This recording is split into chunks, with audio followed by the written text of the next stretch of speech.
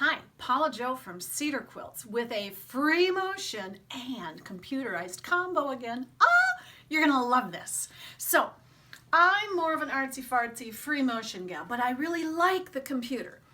But I'm not computer savvy enough to start with the computer and do all the fixing there. But oh my goodness, I love to do a free motion thing and memorize it on the computer and then tweak it a little bit and resize it and shape it and flip it and all of those sorts of things. So let me show you a couple of things. So I have a quilt on the long arm, and then I've got this little extra piece of an old sheet, and it's hooked with big magnets to my 2 bars that are not on my locking rollers.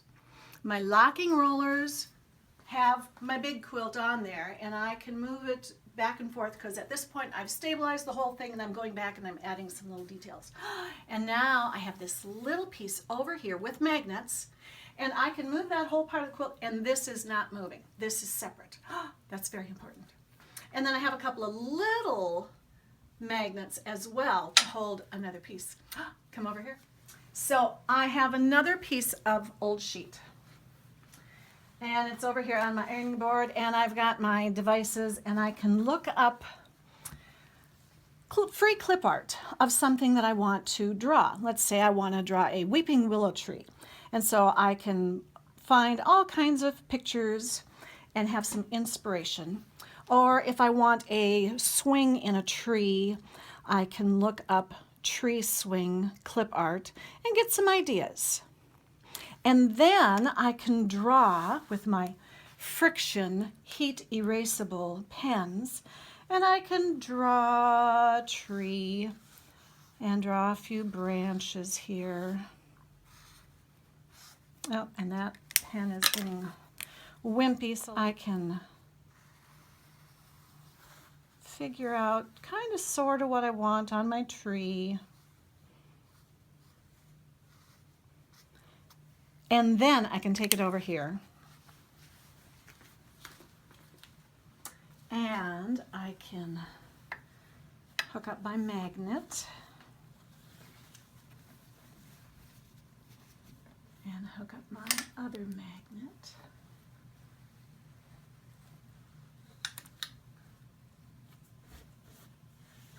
And now bring over my quilting machine. This is a Handy Quilter Fusion. I have the Pro Stitcher and I have upgraded to Premium. I'm going to take the gears off. I don't want the gears. I want as much free motion as possible. So the gears are off. Oh yeah, that's all good there. I'm in Pro Stitcher and I'm going to record. I'm going to get my needle in place. Oh, and one important thing here, you want to take out the bobbin and you want to take out your thread, and you want to take out your thread past the take-up lever that's going to go up and down and up and down and up and down. So I have taken out the thread. There's no thread in the needle. There's no thread in the bobbin. And I've taken out the thread far enough that it's not in my take-up lever. I'm going to put my needle down before I hit record so that I'm not recording moving the machine. When you're in record, it's going to record all your movement. It's not worried about the specific point, it's the movement. So once I'm ready, I'm going to hit record, and now I'm going to follow basically what I have drawn.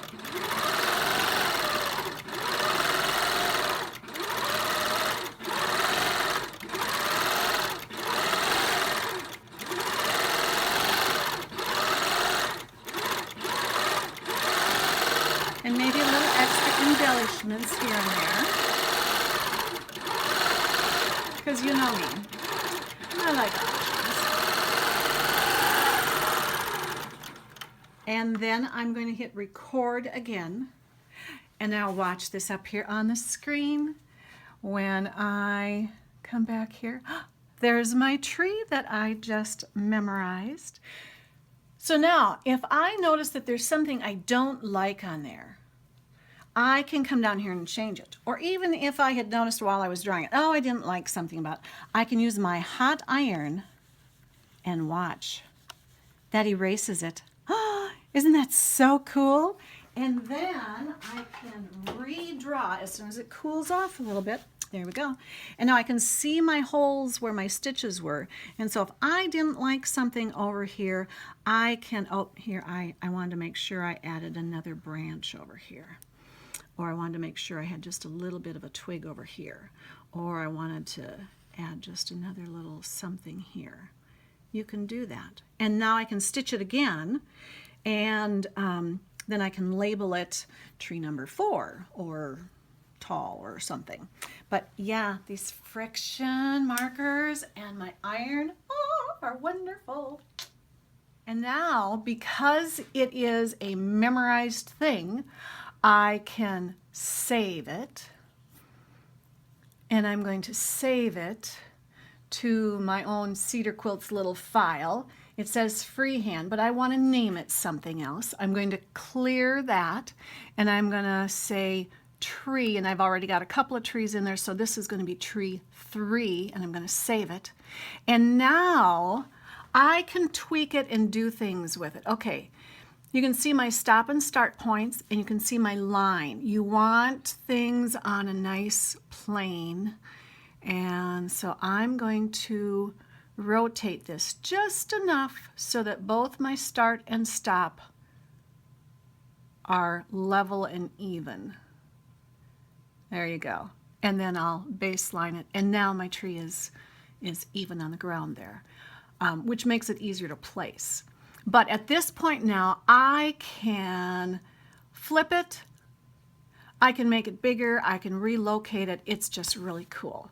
And so by having this little drawing board over here, as I'm going, if I have a great idea for something, oh my, I still want it to be free motion, and I'm just memorizing it.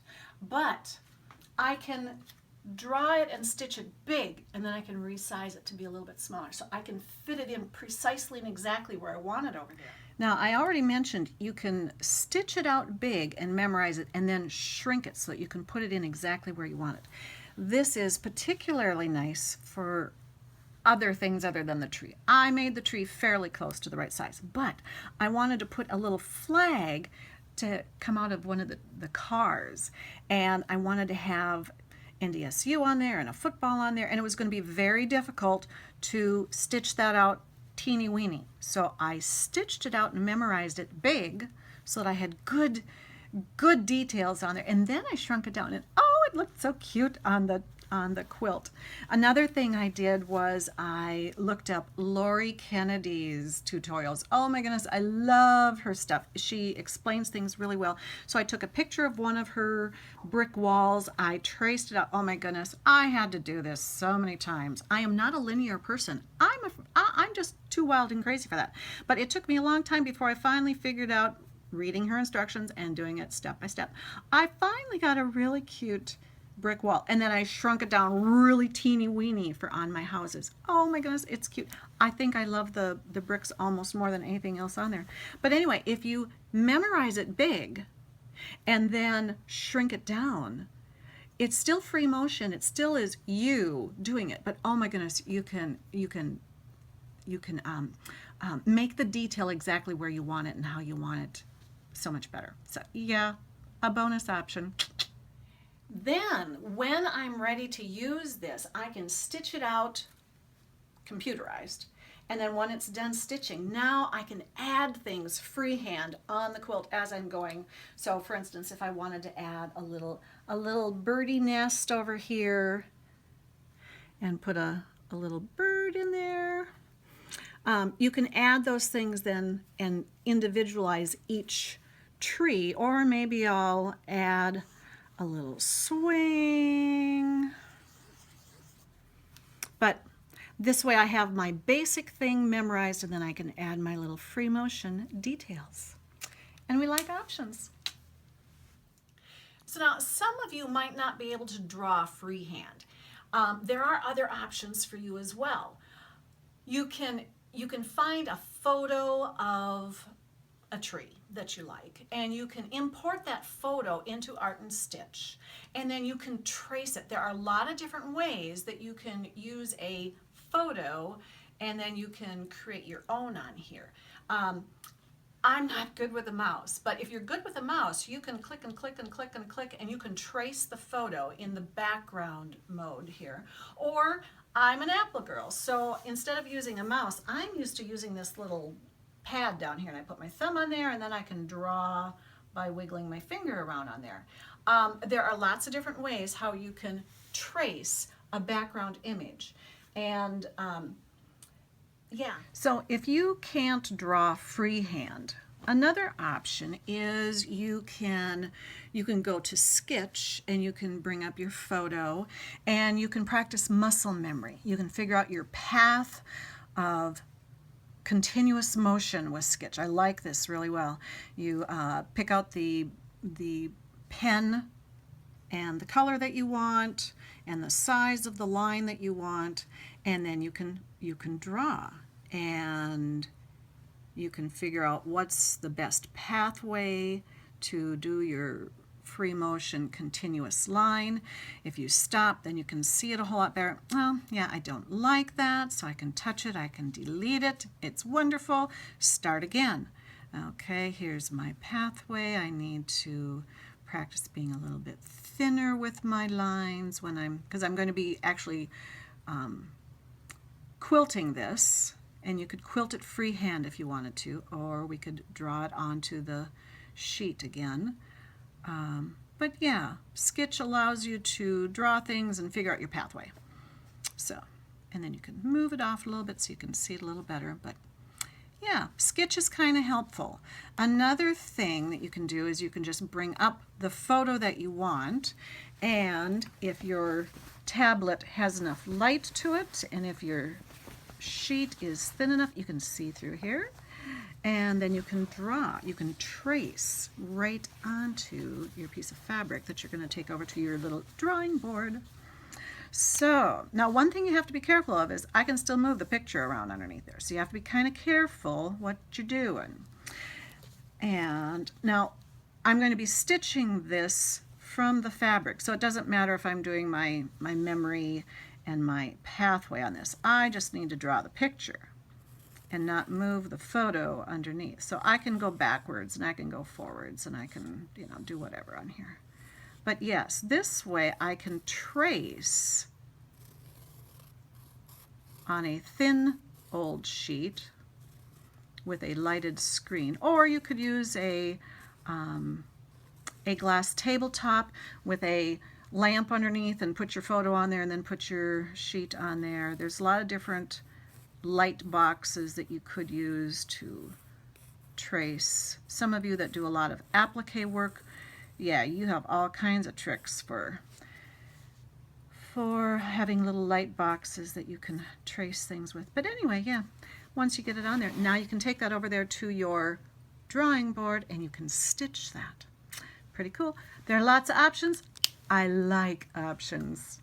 So whether you are a free motion drawing person, or you can free motion with the quilting machine and move it around and draw a picture on there. If you can't do that, you can do it this way. There are lots and lots of options. So anyway, check out Art and Stitch. If you're more of a computery and you want to trace and click and draw, and then you can tweak the picture afterwards, oh yeah, there are lots of options. I just wish I could figure out how to use this mouse. So I hope this tutorial has been helpful to get the ideas going for you on how you can use both free motion and computerized together, whichever way is easiest for you to start from. But anyway, give it a try and come back and see me later. Toodaloo.